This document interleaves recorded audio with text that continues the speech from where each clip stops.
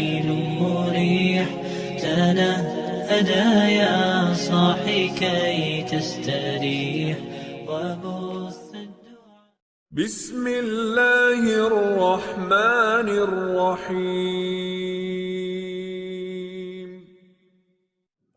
Lady Barnes ایک انگریز خاتون ہیں، ایک ملازم جس نے اپنے ایمان کی خاطر بے حد تکلیف برداشت کی، اس سے متاثر ہو کر اسلام قبول کیا تھا۔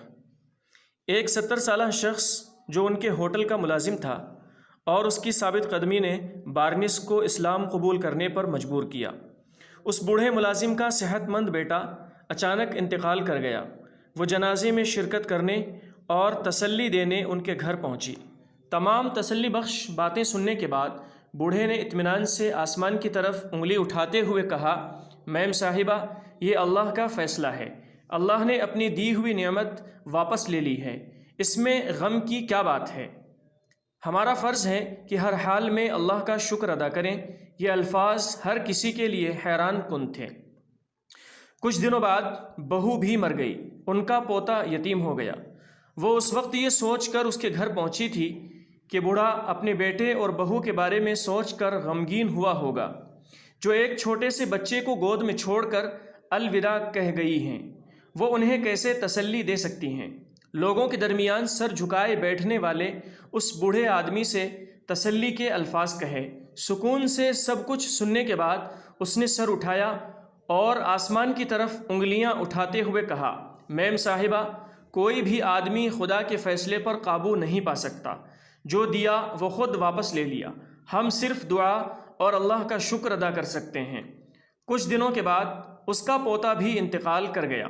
وہ یہ سوچ کر گھر پہنچی کہ گھر کا آخری چراغ بھی بجھنے پر وہ مکمل طور پر ٹوٹ گئے ہوں گے، لیکن انہوں نے اسے بغیر کسی مایوسی کے ایک ثابت قدم بوڑھے آدمی کو پایا۔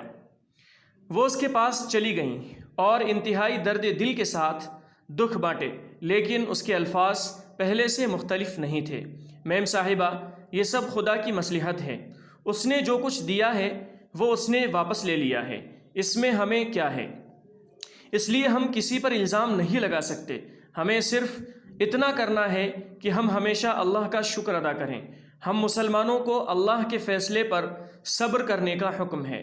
لیڈی بارنس نے عظیم شاعر علامہ محمد اقبال کو ان واقعات کے بارے میں بتایا جو بوڑھے محنت کش کی زندگی پر آئے، اور ان سب کا صبر کے ساتھ سامنا کرنے کے عزم کا اظہار کر کے کئی بار وہ جذباتی ہو گئے۔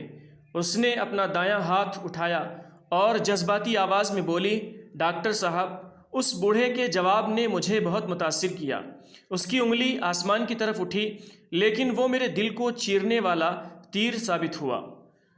وہ اب اکیلا تھا، اس لیے میں نے اسے پیشکش کی کہ وہ میرے ساتھ ریسٹورنٹ میں آئے۔ میرے ساتھ وہ دن میں کام کرتا اور رات اپنے رب کے سامنے گزارتا۔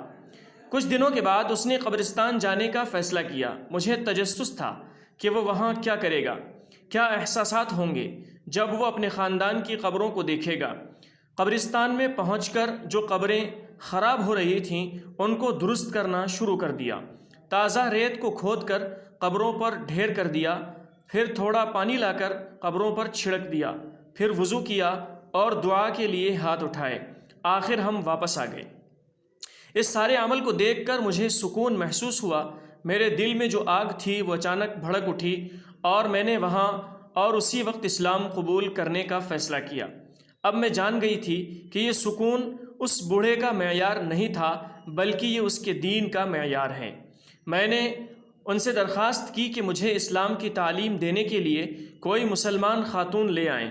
اس نے فوراً حکم کی تعمیل کی اور ایک خاتون کو اپنے ساتھ لایا جس نے مجھے تمام بنیادی باتیں سکھائیں اور لا الہ الا اللہ کا سبق دیا۔ ڈاکٹر صاحب، اب اللہ کے فضل سے میں بھی مسلمان ہوں اور مجھے اپنے دل میں وہی سکون ملتا ہے جو بوڑھے کے دل میں رہتا تھا۔ لیڈی بارنس نامی ایک انگریز خاتون نے اپنے اسلام قبول کرنے کے بارے میں عظیم شاعر ڈاکٹر علامہ اقبال کو سنایا گیا یہ واقعہ اسلام زندہ باد کتاب میں درج ہے۔ اللہ اپنے نور تک جسے چاہتا ہے پہنچا دیتا ہے، اور اللہ لوگوں کے فائدے کے لیے تمثیلیں بیان کرتا ہے، اور اللہ ہر چیز کو خوب جاننے والا ہے۔